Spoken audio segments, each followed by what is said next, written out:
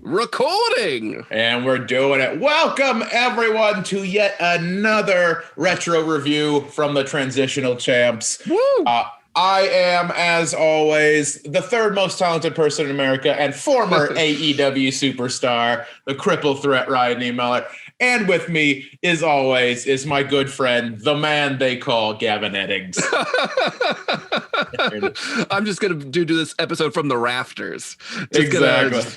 See, that's interesting you went that way, because I was actually, in my head, going more Vader.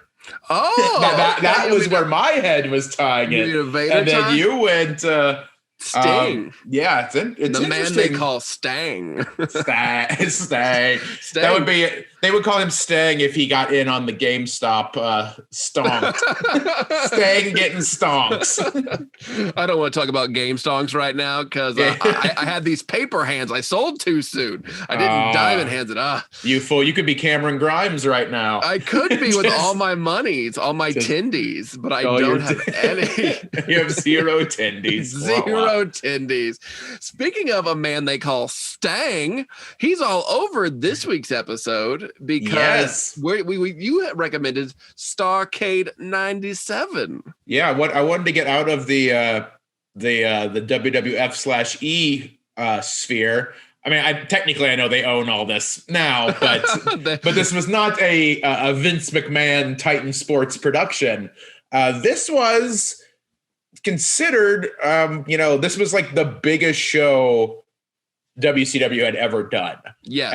And I think even as far as like hype and just like build, it probably remained even until, like WCW was still hot after this, but I think this is kind of where it peaked. Yeah. With Starrcade 97. Yeah, they never did any better as far as like buy rates. This was their biggest show of all time. So let's go over the kind of the meat and potatoes, the X's and O's of Starrcade 97, which took place on December 28th, 1997 from the MCI Center in Washington, D.C. As they mentioned several times during the show, this was like one of the very first events that ever took place at the MCI Center. Definitely the first wrestling, but I think one of the first things, period. The paid attendance, I don't know if it was paid, doesn't mention here, was 17,500. Even that's according to Wikipedia. On the show, they kept saying like 24,000 or something like that. 24,000. Also, the Washington Wizards play there. Yes, the Wizards do. Who do not do 24,000. And as you mentioned, the buy rate was 1.9. I think from what I saw here a second ago when we were looking it up, translated to about 700,000 buys. That's a lot of buys for $50. And it was the highest buy rate of any WCW event ever, even through until they closed. Yes. This show is based around one match, Hulk Hogan versus Sting, 18 months in the making. I was only a wrestling fan for about 6 months when this happened, and I was more of a WWF guy. I kind of kept up with what was going on WCW, but I was more of a WWF guy. Even when they weren't doing well, I could see that they were building towards the Attitude Era with Stone Cold. That's kind of who I was more watching. But I was familiar with Sting and Hulk Hogan and the NWO, but I was never a huge WCW guy. See, I was sort of in the same boat. So I had been a wrestling fan for longer than that. I had been since about 93 when I really hardcore got into it, as we went over with Royal Rumble 93. Yes, I'm so glad you started then and not like 92, so we could have watched the 92 Rumble. Exactly. Perhaps the best Rumble of all time. Instead, we watched one of the worst. So you're welcome. Awful. But I remember, because like I've always been, and even now, I think it's just so ingrained with me. It's one of those things that it's sort of a little bit of an abusive relationship. Is like I've just been so involved with the WWF, WWE, that universe for literally more than half of my life. About 3/3 of my life has been as a WWF/E fan. So I am a bit admittedly of an apologist. And even during that time, I liked the product more, even if it wasn't necessarily amazing.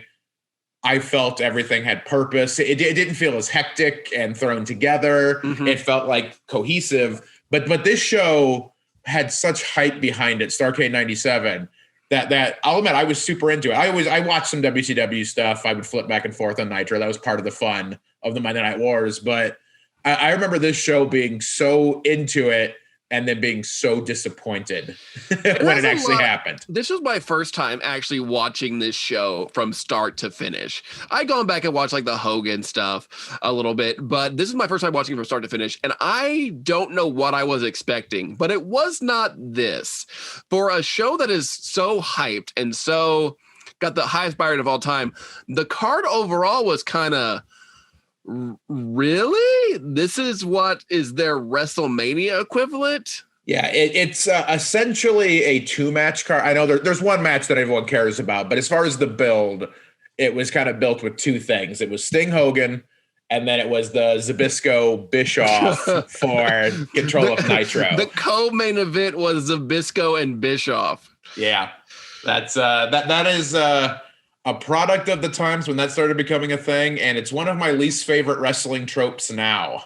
What, when the general manager becomes like a wrestler? Not so much that per se, but just like the heel owner, the heel GM, the heel president.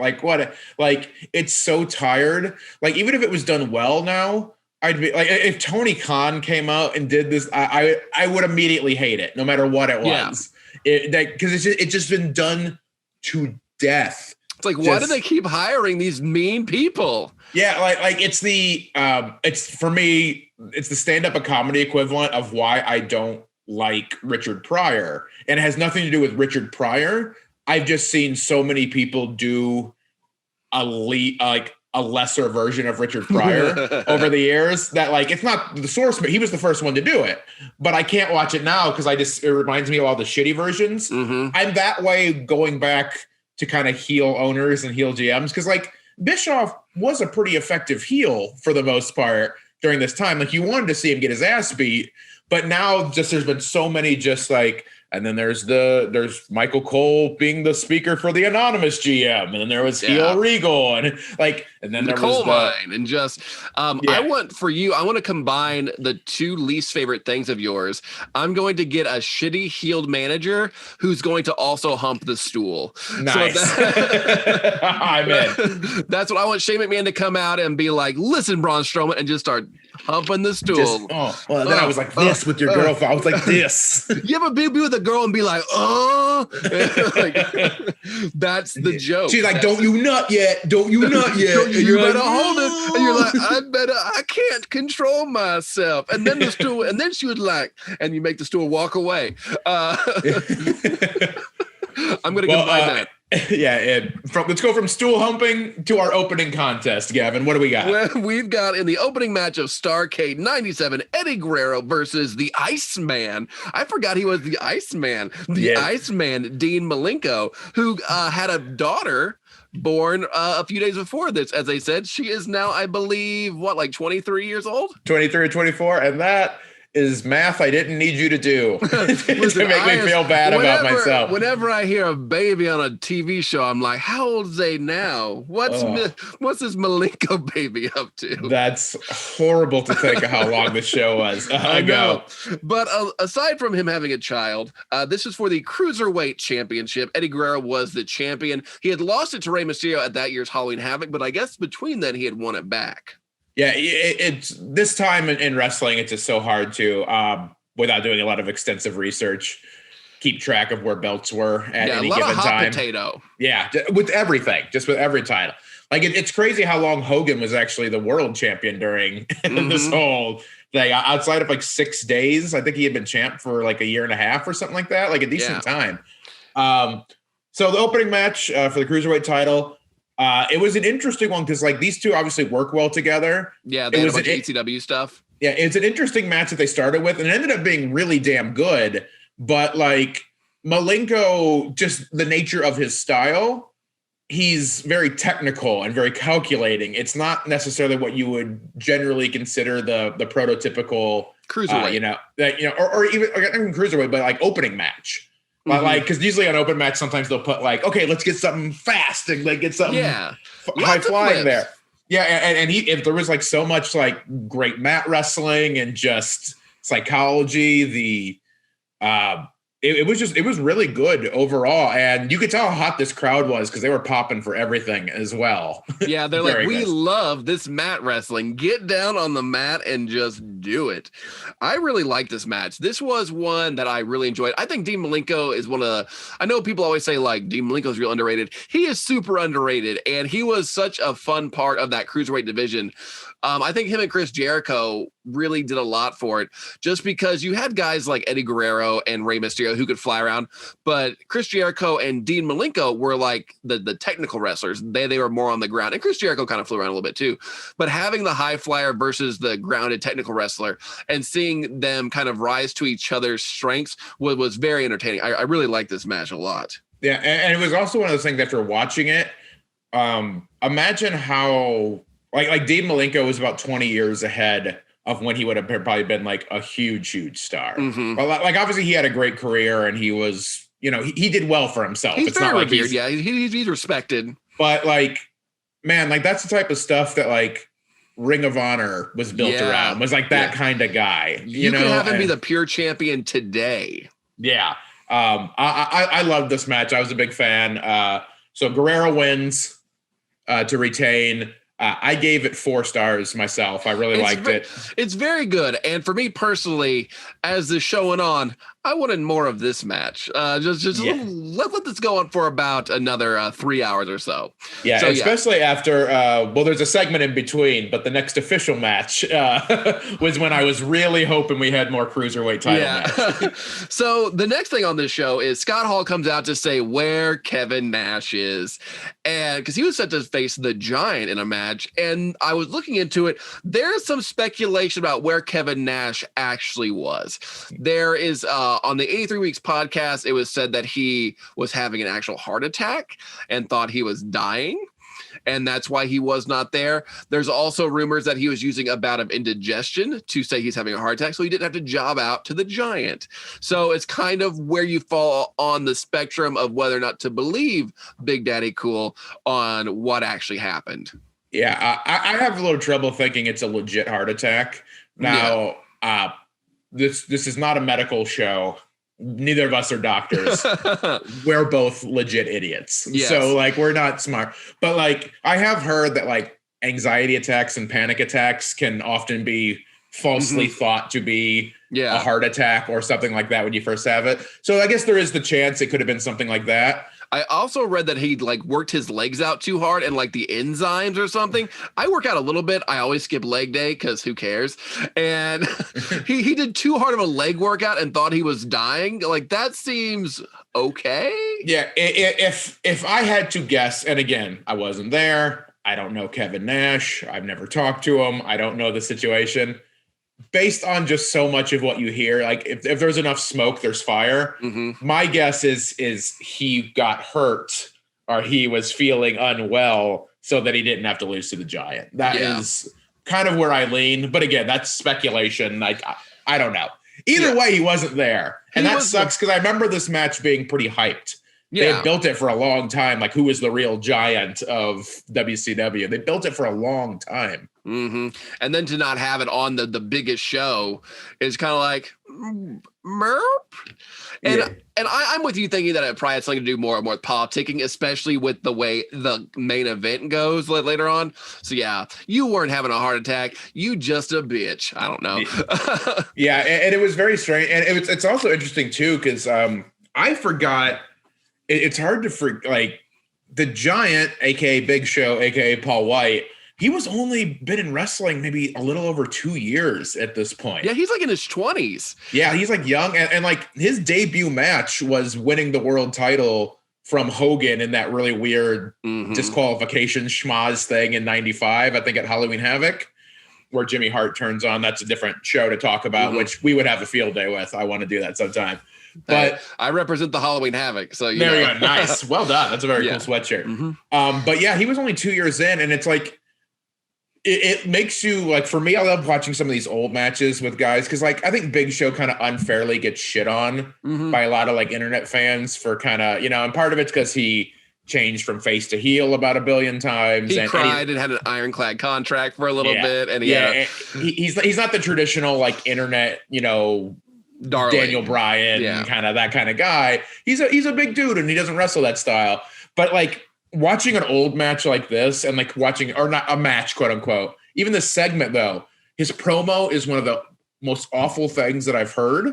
Like his promo delivery is terrible. It's a garbage promo, but it makes you also like, he's a pretty charismatic dude. Like, so like when you kind of see like, oh yeah, there is room for improvement of like, yeah, you know, who would have ever thought he would become a decent talker and like a charismatic guy? Like it's also just kind of shows like sometimes the role a guy is put in. You know, Big Show, unfortunately, or, you know, Giant / Big Show / Paul White, because of his size, I don't think his personality matches his size. Yeah. You know, he was like a great kind of comedy character and like, you know, can be serious when he needs to, but he's a funny, likable guy. It's what I heard a lot about someone like Roman Reigns, how miscast he was for a while, because apparently backstage, dude's super charismatic. And then he was doing really weird when they were pushing him as like the guy, like giving him like weird suffering succotash promos. Yeah. Like let him talk. Like, yeah, it's not natural. And this doesn't feel natural for the Giant, where he's like, I'm tough and I wouldn't want to. He's not here because he's scared. Well, if I had to wrestle me, I wouldn't want to be here either. It's like this weird. The segment was really over though. Yeah, like they loved it. They loved it. That was a time where they just loved everything. And Scott Hall bumped his ass off. He was really good at making guys like that look good. You know, like Scott Hall. Yeah, that was kind of peak Scott Hall as far as like he bumped like crazy there and took a great choke slam or took a power bomb, then jackknife. They did that. The segment overall, like it's not a segment that should be on your WrestleMania tier card. No.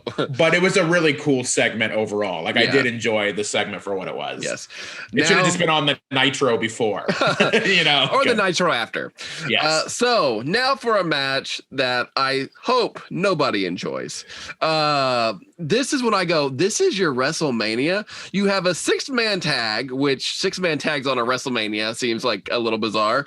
But you have the team of the Steiner brothers, Rick Steiner and Scott Steiner, being accompanied by Ted DiBiase, and Ray Traylor, a.k.a. The Boss, a.k.a. we can't call him The Boss, a.k.a. the Big Boss Man. A.k.a. the Guardian Angel, a.k.a. Big Bubba Rogers. So you have this team versus Scott Norton, who I love. I unironically like Scott Norton a lot. Okay, fair. Vincent, who you had butted on AEW Dynamite. Yeah, my nemesis, who I am clearly better than. And Randy Savage. Randy Savage outstar powers everybody in this match to the point where you're like, why is Randy Savage taking on the Steiner brothers and Ray Traylor? Yeah, like this was like the first thing that like the match itself is not good, but but it's whatever. It's sometimes the matches are just filler. This was the weird era of the Steiners. Like the Steiners were almost done. I think they were splitting not too long after this, but this is where Scott Steiner was clearly so roided up that he just wasn't the worker he used to be. But he hadn't changed the personality. He wasn't Big Papa Pump yet. So there was no personality change. So he just looked like really weird and unhealthy in a weird way. So like he was uncomfortable to look at. Listen, it's called a goatee, Ryan. Yeah, it was a very bad goatee. But the other thing that like really bugged me about this match is not so much that the match existed, but like originally this was supposed to be Scott Norton, Vincent, and Conan versus the Steiners and Ray Traylor. Conan, I don't think they ever fully explained, at least not on this show, why he wasn't there. So Randy Savage was the replacement. So this is your WrestleMania card, and you don't even have Savage, who maybe he's slightly long in the tooth at this point in his career, but he's still a huge star. Yeah. And you don't even, you have him be a non-advertised replacement opponent in a garbage 6-man tag. Like, what a waste. Yeah, this match was not good. It was not enjoyable. It made me go, why is Vincent on your WrestleMania? Why? He was never, even Soul Train Jones and Virgil, like he's fine, I guess, but he does not need to be on this show as much as he is, because he comes back later and it's like, why? It's like the episode of The Simpsons where like when Poochie's not on screen, everyone should be saying, "Where's Poochie? Where's Poochie? Yeah, where's Vincent? Where's Vincent?" So I'm gonna start doing some fantasy booking, and it's just like the whole story, the whole purpose of my circuit is gonna be where's Vincent? Where's Vincent? Everything. This match was garbage. I gave it, I think, a half star in my eyes, because like there was people in this match that could be good. Mm-hmm. Steiners could be good, but they clearly didn't give a shit. Savage, I think, is someone who always gave a shit, but like you can't always make chicken salad out of chicken shit, as the old phrase goes. It's like it's hard to get motivated when you're in like almost the curtain jerker match. So not a good one. Who ended up winning? I think the NWO wins. Yeah, the NWO wins when Randy Savage drops that beautiful elbow. And after the electric chair drop.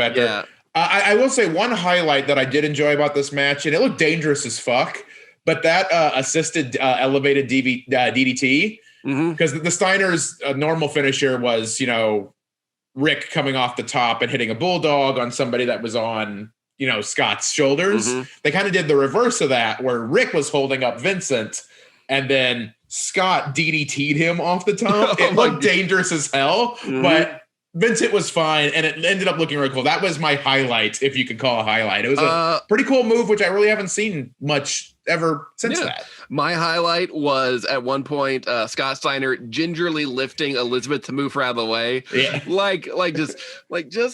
Just move, just like go around her. Like I get it. Okay. I'm surprised that him being that right up, he didn't like launch her by accident. Yeah, just do it. And she just goes out of there. That match was garbage. All right. Luckily, though, the next match was somehow worse. I was going to forget how bad. I was going to make a joke and say a 5-star classic. Couldn't even get through it because, God, we're of course talking about Steve Mongo McMichael versus Goldberg. Here comes Mongo. Oh my God, what is happening in this match? So this match, a little background for the time frame of when this is. So Goldberg is still really new at this point. So I think this is even pre them officially saying what the streak is. I think it's just before they actually started doing the count. They don't like mention anything or count or anything. Yeah, it's never mentioned that he's undefeated. It just that like they were supposed to have a match, I think, the month before, but it didn't happen because of a backstage fight or whatever. The story of the match itself didn't bother me. Like that's the one thing that like, it was a perfectly fine mid-card story. Steve McMichael obviously is more known for football than anything. Was a legit, superstar defensive end for the Chicago Bears, an all-pro, legit and I think he's with the Horsemen at this time, if the Horsemen were even a thing. And then Goldberg, obviously, he was a football player, but it didn't work out because of injuries, and that's when he came. So kind of the story was McMichael basically kind of mocking Goldberg for like, oh, I made it in the NFL. I was a huge star. Like that part in itself is fine. It's not exciting per se, but it's a perfectly logical story. I love that both of them are fighting over a different career. Yeah, I was better in this career than I am now, and now you failed, so you're here. So it's like, but you're also here, Mongo. What's going on?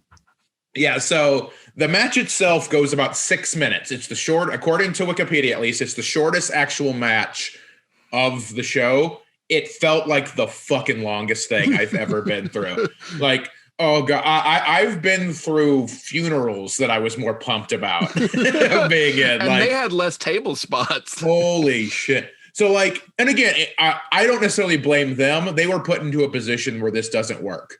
Goldberg was so green at that part in his career. So not really his fault. He's literally a rookie who should only be doing like 2-minute squash matches at that. Like that's what you should be doing if you're insisting on putting him on television.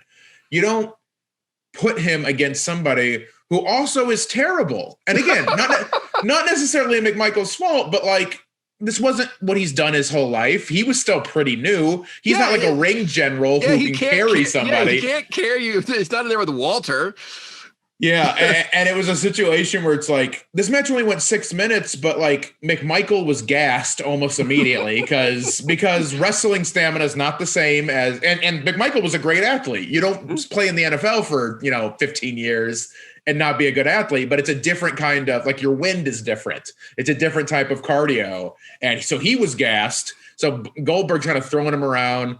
It's messy. It's sloppy. One of the worst spears I've ever seen in my life. God, it looked dangerous. He's like, I think he has put his shoulder directly, no wraparound, just a shoulder directly to his chest. Yeah, it looked rough. And it was like before that was even really established as the setup move. Mm-hmm. So like it didn't even lead to the finish. It was just and then there's a very convoluted table spot where he had to stand on there and like wait and like get punched and then and then kind of just fell like a rock. It's weird because like Shaq took a better. Yes. Like Shaq took a dope ass table spot recently. Like just being an athlete shouldn't be like, or from a different sport is not an excuse to not be able to pull this off. But like it was so clear this was what was going to happen. It was so obvious. Goldberg hits the jackhammer and wins a 6-minute match that felt like a fucking eternity. Also, not even a good jackhammer. Like everybody would say, oh, he couldn't get Undertaker up for a jackhammer. He couldn't get Mongo up back in '97. Yeah, it was. This was, as the old phrase goes, the drizzling shits. Yes, that's what I thought as well. It was rough. I give it. I'm not someone who wants to give negative stars or 0 stars. So I give it 1/4 star. 1/4 star. Yeah, it was garbage. But just think, the highest buy rate WCW would ever do. Watch this match live.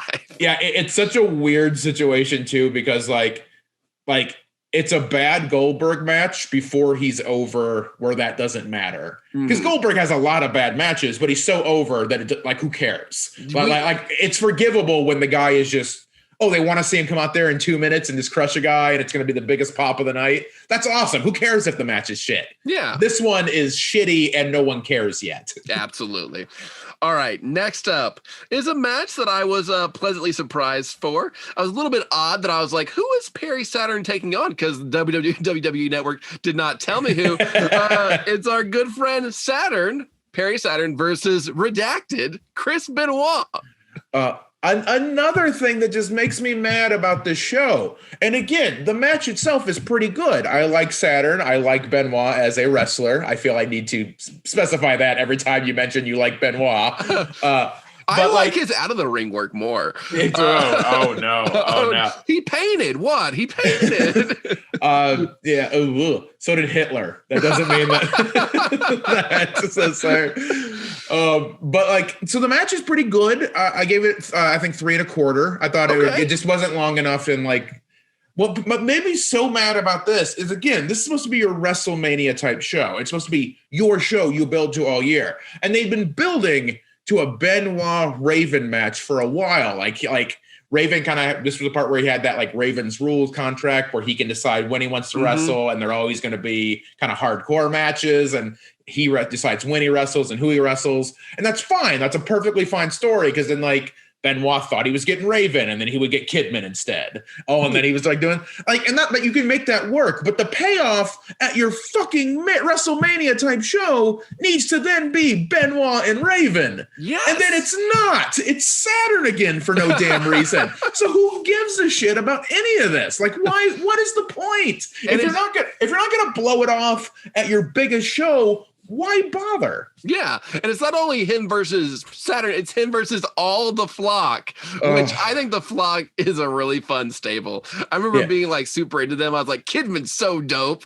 And I like the flock. I even like the gimmick, and I like the angle, but not on Starrcade, not on your biggest show ever. I was like watching Kidman almost kill himself on the Shooting Star Press. Like, he's gonna hit his head on the post. He's gonna kill himself. Gosh.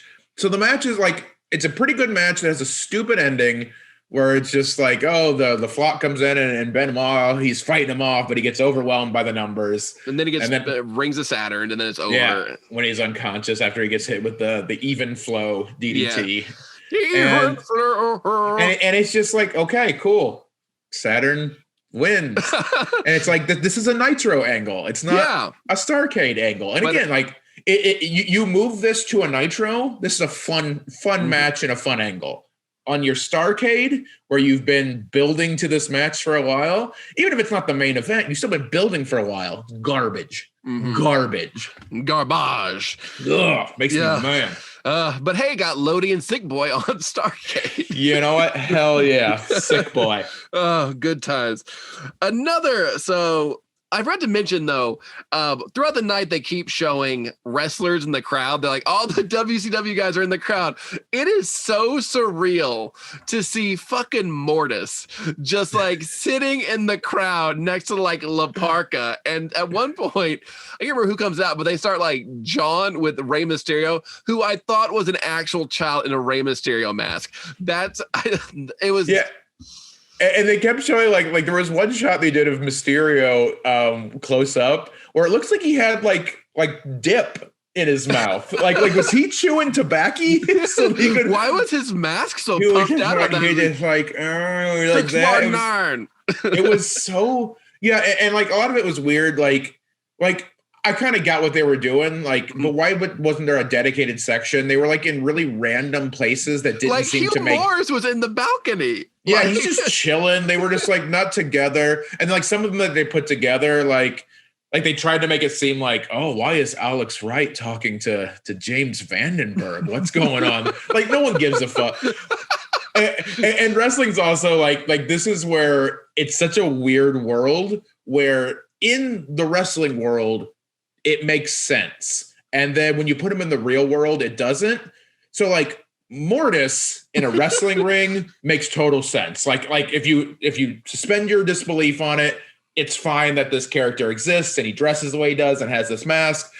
When you put that guy in street clothes as a fan watching in the audience, it's fucking weird. It's just uncomfortable. It's hard to make wrestling mix in with real world stuff because like that's not what wrestling is. It's not supposed to necessarily be real world, and for whatever reason that jarred me a little bit. It's not that like Harlem Heat being out there, okay, cool, fine. Hugh Morris being out there, awesome, whatever. Mortis sitting in his mask but like wearing jeans, especially when he's supposed to be like they were essentially Mortal Kombat characters. Like he was like, him and Glacier were like in a blood feud forever. Yeah, for like centuries. Like Shang Tsung had conjured, but then he's also wearing like black skinny jeans and wearing his mask watching because he wants to see Sting Hogan. There's only one way if you're gonna wear a mask, you have to wear it with a suit and a lucha mask, like Pentagon Jr. Yes. Lucha mask suit always looks badass. Yes. Mortis mask, jeans, and the t-shirt does not look good. It doesn't work. You cannot do that. Speaking of doesn't work, let's go to our next match. Oh God, this is the longest match of the night. Oh yes. It is, and it felt every bit of it. You've got Lex Luger, who's growing out that beautiful golden hair. Look at them quads. Look at them quads, those milky quads. You've got him taking on Buff the Stuff Bagwell. You have Buff Bagwell in a 16-minute match on your WrestleMania in a match that is almost, for me, as bad as Mongo versus Goldberg because they were trying. Oh, yeah. This was a weird time because Bagwell, I was trying to remember at the time, like Bagwell was kind of like a relatively hot character at the time. Because this is when it wasn't too long. My timing's off, so someone correct me if I'm way wrong. But like he kind of had just been transitioning from Marcus Alexander Bagwell to Buff, and it was like the first like distinct character. And I remember being really into the character at the time, like kind of digging that. But he shouldn't be wrestling 16 minutes. It's weird how far it felt that Luger had fallen because it wasn't too long ago that he had one of the coolest Nitro moments ever where he beats Hogan for the title, like makes him submit to the rack. And it's like, and then the WC, like it was the first like really like chink in the armor of the NWO who had run roughshod. And then Luger somehow like WCW came together and like Luger brought the title back and it was only 6 days and it became a thing. But like it wasn't far off from that. Like that had happened earlier that year, maybe like 3 or 4 months. And then he's in this match that like no one really gave a shit about. It's not only is it just like a match that sucks, but it also just has way too much Vincent, and there's way too much Scott Norton, and Savage is back for some reason. And like, I don't, man. What I love about this is at one point, Buff Bagwell starts losing and goes, "Where's Vincent? Yeah. Get Vincent out here. Come on, Vincent." Like, which is the Poochie. It's the Poochie. You know, where's Vincent? He's not on camera. Where's Vincent? If I'm ever in a fight, I don't care how bad I'm getting my ass kicked. I'm not saying, "Where's Vincent?" I'm saying, where's Savage? Where's Scott Norton? Where's anybody in the NWO other than Vincent? Yeah, Vincent was supposed to be the director of security for the NWO. Everybody's so much bigger than him and better in a fight. Yeah. like you need to, if you're gonna have your director of security, he has to be someone like it became ridiculous. But when Meng first came to WCW, he was built as this like monster that was kind of sort of the bodyguard for Colonel Robert Parker, where like a wooden chair would be broken over his head and he would no-sell it because he was just a fucking badass. Like that's how you kind of make that work. You have to have your security guy be like, okay, this is the guy you don't want to mess with. Yeah. You know, everyone else is a prima donna who's trying to be the pretty boy and like, but then like, oh, you can't mess with him because that guy's going to murder you. You know, the head of security will kill you if you make fun of that guy. But it's Vincent. It is Virgil. It is Virgil, for God's sakes. Oh God. Yeah. Another match, like for me, it's the kind of the theme of the show. And again, I liked a lot of the show, but it's a theme of the show where they do some stuff that is perfectly fine if you do it on Nitro. I don't hate. I mean, it's a little convoluted and there's too many run-ins, but that was the Attitude Era that's the Monday Night Wars. There's a lot of that kind of stuff. But like, you do that on Nitro. You don't have a 16.5-minute match between two guys that can't work that long and then have Vincent and Scott Norton and all this like other schmaz stuff. Like, that's not for your WrestleMania. Why are you? No. Why? Not good. So how many stars did you give this pile? I give it 1. Yeah, that sounds about right. They at least tried to have a match, and Luger is someone at least, and this was not that match, but like Luger could have a good match with the right guy. He's at least competent. He's not going to be the guy who carries anyone, but he's relatively competent. You get, you know, some of those matches with Flair are awesome. You know, some of those matches with Sting are pretty good. You know, like he could go, but this was not. No one was set up for success here. No. Next up, probably one of my favorite matches of the night. I really was surprised with this one.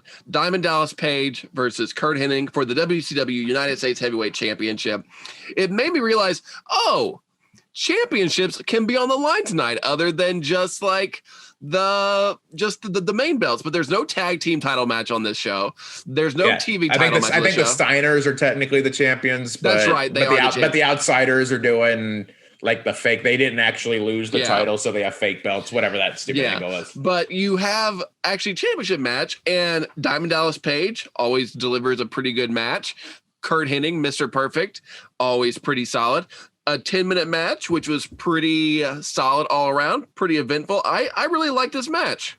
Yeah, they did a good job of kind of like, and again, WCW became so convoluted, but it was sort of up until this point, NWO really hadn't had too many hiccups. They had kind of always been dominating, which was part of the problem of the angle for a while. In hindsight, they never looked weak. It was just that WCW looked like nerds. So like, it was, why would you want to follow WCW? And Diamond Dallas Page was one of the exceptions. He was one of the cool, it was him and Sting basically for a long time were the only cool things about liking WCW. If you're liking that side of this feud. Page, like watching old Page, it makes me appreciate just how good he was. Like, because it was so organic. He was one of the few stars that they made that wasn't, you know, Hogan was a big star from elsewhere. Savage was a big star from elsewhere. He was homegrown. Yeah, exactly. And the fact that like he didn't really even start wrestling until he was like 36, and he had a look you shouldn't like. Like he just looks like a scuzzy guy from New Jersey, because he's kind of a scuzzy guy from New Jersey. But there was just something like like everyman about him. Yeah. And he was the first one to basically kind of like organically seem like he told the NWO to kiss his ass, basically. Like this whole thing worked for me. And the match is pretty good. Diamond Dallas Page isn't a 5-star kind of worker. No. And this was Hennig was well into his coasting. Mm-hmm. But Hennig at 70% is better than a lot of people at 100. Yeah. You know, so like it's still pretty good. I gave it 3.5, but like it was a really cool feel good moment. They made it seem like a good crowning of like I think he had been TV champion once before this in like 95 in like a terrible angle with Johnny B. Bad. I don't know, like pretty forgettable for sure. But this felt like a cool, like, oh, okay, he's legit. Like he's he's a star. And like, okay, we got something from the NWO. I really like this whole segment. And I will never not pop for a diamond cutter. Yes. Just so good. So it was a fun match after the hour and a half of shit that we had just sat through. Yeah. There's a lot of garbage there in the middle. And I feel the show until the very end of the show, like the second half of the show, I think it feels pretty good. Like I actually enjoyed this. Even our next match, which please tell us about. So the next match on the show, which you said is fun, which I was kind of surprised by. It is a lot, but it is Larry Zbyszko versus Eric Bischoff for control of Nitro. I guess the NWO had taken over Nitro, and this was for the fate of the Monday night show.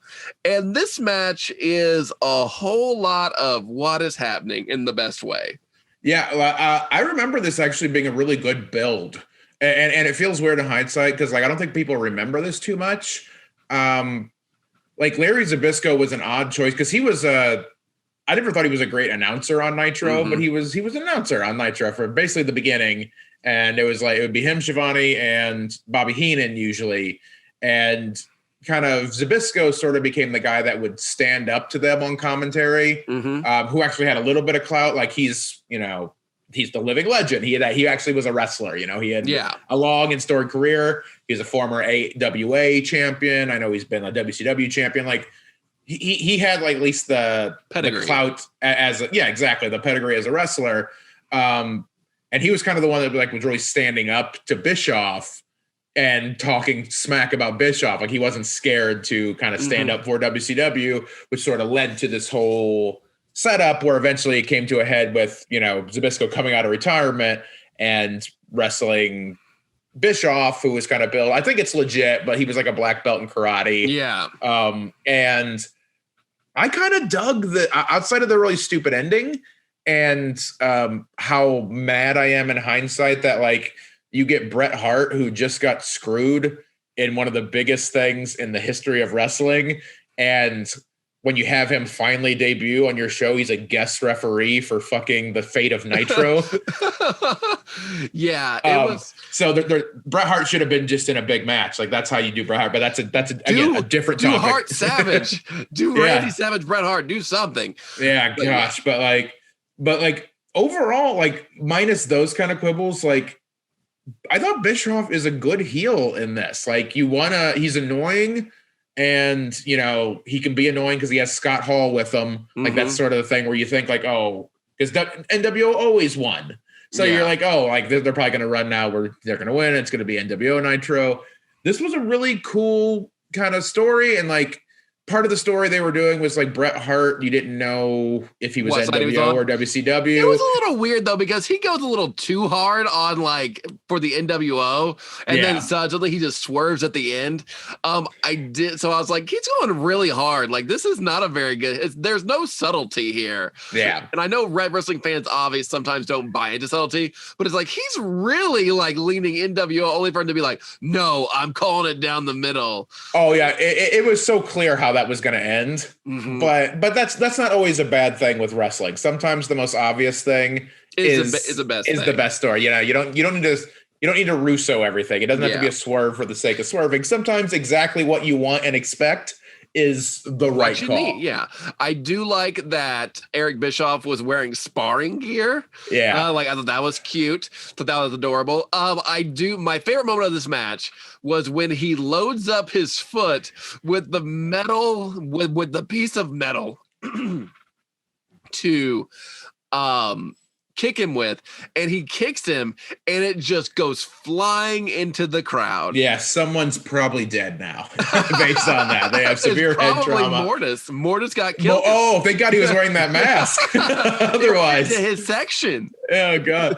Yeah. But like even that, like the only part that really made me again, outside the Bret Hart thing's a different story, but the only thing that kind of made me mad about it is like, why didn't Bischoff actually eat the pin? Because they did the thing where Brett's finally like, I'm not going to watch you get screwed over like that. Like, no, screw that. Like, I'm on the side of good. And he basically attacks, Hall. Hall kind of go, I think he hits Bischoff first. Yeah.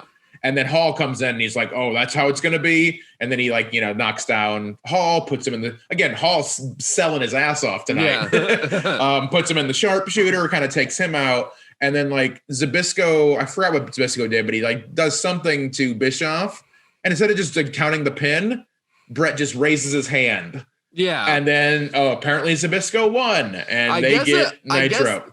I guess their justification was that Eric Bischoff got disqualified for using the foot. The plate, yeah. Yeah, the plate. But still, it's like, just let him eat the pin. It's Eric Bischoff. Like, why are we keeping Eric Bischoff strong? Yeah, and just like the pop would have been, because there's just something like for a wrestling crowd that like that slow 1, 2, 3, like Earl Hebner, I thought was the best at it. Mm-hmm. When there was a title change, he did it really slow. Yeah. Like, so, you had this like build, and then when that third hand, it's so cathartic to see a 3 count as opposed to, oh, hey, he did it. He won. Yeah. Yeah. So it's like, it's kind of just thing that kind of is sprinkled all over the show. Just slightly weird things like that could have just made this such a strong, cool moment. And instead, it was still cool. Like, it was over, and people wanted to see Bischoff get his ass beat, and he did. And it was fine. But, like, just that small missed opportunity. It's hard to judge this as a match. I gave it 3 stars as, like, an entire thing. Yeah. As a match, it's clearly not a 3. It's not a great wrestling match, but that's not the point of what this is. So, yes. Now it's time for the main event, 18 months in the making. All night, there's been drama over who's going to ref the match. Who's going to ref the match? And they draw it out of a hat. JJ Dillon says, I drew it out of a hat. And there were people watching. And they got Nick Patrick, who was the ref who had been like kind of NWO, helping them out. Well, I think he was officially the NWO ref for a while. And then he was suspended. And then like when he left NWO, he was reinstated like on a probationary. Mm-hmm.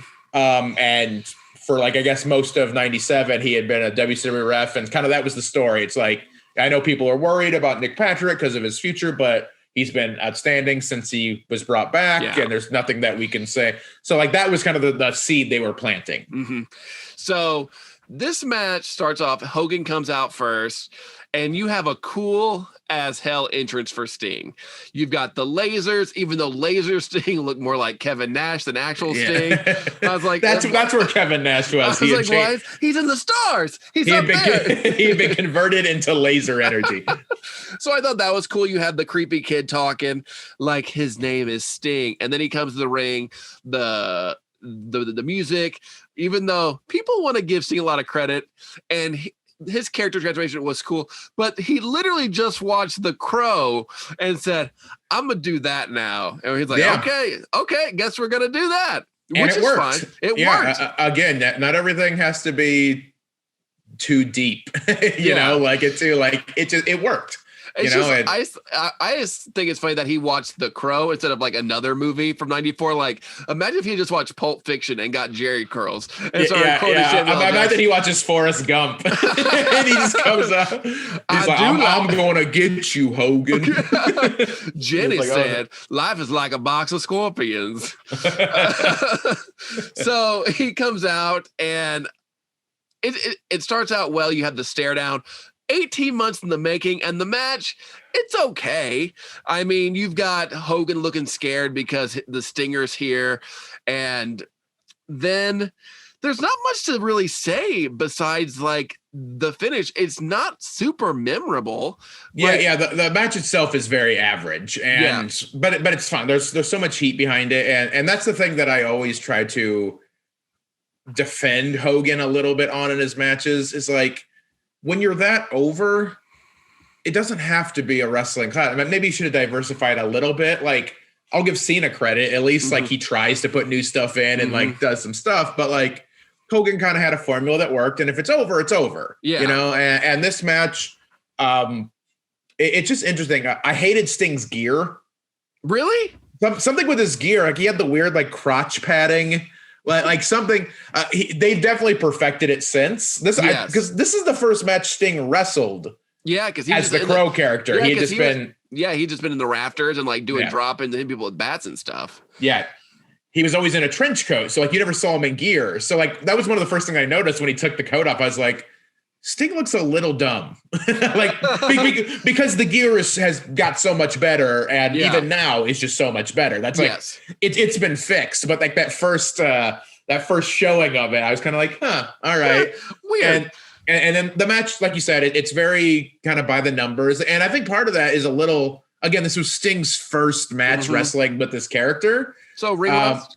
Yeah, maybe a little ring rust. And also, I mean, Sting's previous gimmick is, you know, like yelling out and like face paint. It's very, he's very energetic and he's flying all over the place with stinger splashes and like, you suplex him and he gets up and he's like, he's kind of like more, he's an excitable guy and it worked. And now he's trying to wrestle. How do you work those moves into when his like, he's just supposed to like no expression ever. Yeah. He just I don't think they had figured that out yet, but like those are nitpicks. Like that's not because again, that's not the point of this match. So the finish of this match Hogan hits the big boot on Sting and then kind of waits around, drops the leg. Nick Patrick counts a regular ass 3 count. And there's audible like, what? Like you feel the crowd go, huh? Yeah, that it's the same. The only like moment I can say is similar is when Lesnar beats Undertaker at Mania, where there's like and because when that happened, I was like, oh shit, that ref fucked up. This one felt like, oh shit, that ref fucked up. And this time it was actually correct, depending on what story you're reading. So essentially what had happened. So what I've pieced together and what the kind of leading theory of what happened is Nick Patrick was supposed to fast count there. Yes. And he didn't. He just did a normal ass count. Because I guess the angle is supposed to be he fast counts. Bret Hart, who is he's an official for that night. He's like, oh, I'm not going to let him get screwed over the way that I got screwed over. Is that how that works? Can you just be deputized as an official? I mean, it's wrestling. You can do whatever. I know, but I was like, because when the crowd, the timekeeper goes to ring the bell, and Bret's like, no, not like that. And watching in hindsight, you're like, he just did a regular ass count. Yeah, like he's Bret Hart's the heel there. He's the asshole because like him or not, Hogan won clean. He wins the match clean. And there's theories about either Nick Patrick messed up, like he just forgot, he didn't know that was the time he was supposed to do it, or what the more popular theory seems to be that Hogan basically didn't want to look weak. So to protect himself, he basically either had Bischoff tell Patrick or told Patrick himself to do a normal count, which would make him look like he got screwed, make Sting look weak, and make Bret Hart look like an idiot when he debuted. Because it makes Bret Hart look like a moron. Yes. For like overturning a clean finish. Yes. And then claim it was not clean. Yeah. So what I love is Bret Hart stops the timekeeper, like takes his hand, like don't ring the bell, like like that makes it official. If there's no bell ring, don't you dare. And then you have Mike Tenay going, oh my God, he's an official for the night. Like shut up. Like he's what? Is it like the Purge where just for 12 hours he can count any match he wants? I'm okay with that actually. I'm gonna have that in my Where's Vincent wrestling promotion that I fantasy right. There will be a purge. for 12 hours every night, one man can ref as many matches as he wants. Yeah.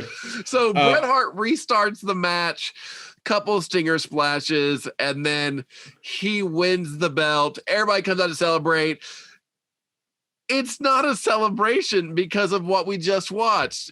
Yeah, like it should be this huge crowning moment. Like the show ended on the note it should have, with Sting as the champion and WCW rallying around him. But there's such like this like wet fart in church kind of feel in the arena, because like even though the fans I think are excited because they wanted Sting to win, they were really into Sting, there's still this like sense of like, yeah, but what the fuck was that finish? That was weird. What happened? He didn't fast count him. It was Sting got beat, but now he's like the champion. It's like, how do you mess that up or allow that to be messed up if you want to go with the route that like Hogan politicked and Bischoff? I mean, I'm more inclined to think that Hogan definitely probably politicked, because that's all he did. And the way they gave all these characters so much creative control, like, I don't know, like in this moment, if Hogan knew what was best for business, he loses clean, no fuck finish. You leave Bret Hart out of it, and that's it. You have your big crowning moment. Crowd goes home happy. But now, since this happened, the next night on Nitro, they had to start a new angle where, oh, well, look, the count is legit, and now nobody's a real champion. And then they do a rematch at Super Brawl, I think. Yeah. And then Sting wins clean. Or maybe he doesn't even, he just wins. I don't know if he wins clean or not. Probably not. It's WCW in 1998. Yeah, and it's Hogan. It's Hogan. So, has maybe 10 clean losses in his entire career since he became. I know that the thing in recent weeks is to kind of joke about the AEW Revolution wet fart for fireworks. And this was the wet fart of fireworks in 1997. Yeah, it's very similar because like the build was really good and like people wanted to see this. Like, even for someone like me who wasn't fully on board with WCW and preferred WWF, I wanted to see this. And I remember like having this like sense of like, I told you so. I told you WCW, because like the show just felt so like that ending just ruins that build. Like, because it totally took out all the mystique of Sting. It's just done. Like Sting obviously had a good run with the rest of WCW. It's not like he was jobbed out, but like he had this like allure and then it was gone. It just wasn't the same after that. It's kind of like, for me, the only character I can see it kind of like is when honestly, probably 2 times with the Fiend. The first time was at Hell in a Cell match where it gets stopped because Seth Rollins is being too violent with chairs or toolboxes.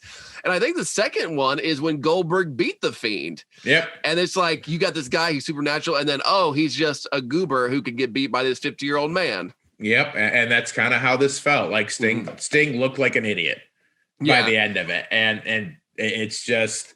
It's unfortunate that, like, again, like this has been well documented, but WCW just felt so short-sighted in the grand scheme of a lot of things that you're just like, why, how would you allow this to happen? Like that seems like such a no-brainer. Like, no, you have Sting win as clean as possible, because like NWO's MO is like have, we're a traveling gang. They had power in numbers, and so you have that, and then maybe. It's a simple story. Like you have some of the NWO start coming out, and then that's when the WCW guys jump out of the audience and like chase them off, so that the match can end clean. Like you can still do a kind of schmozzy thing without it being stupid like this. Like if the whole thing you're rallying, like WCW is here to support, they're finally rallying together. Have them prevent the NWO from fucking this up. Then have the NWO coming down to like they're gonna kill Sting now, but WCW jumps the rail and they're like, no, you got to get through us, and it's a big kind of fight. And then during that, Hogan gets put in the death lock. And if you want to do the Bret Hart thing, you could have Bret Hart come in there and be the one that like calls for the bell or whatever, and then like, that he's clearly WCW. It doesn't seem that hard.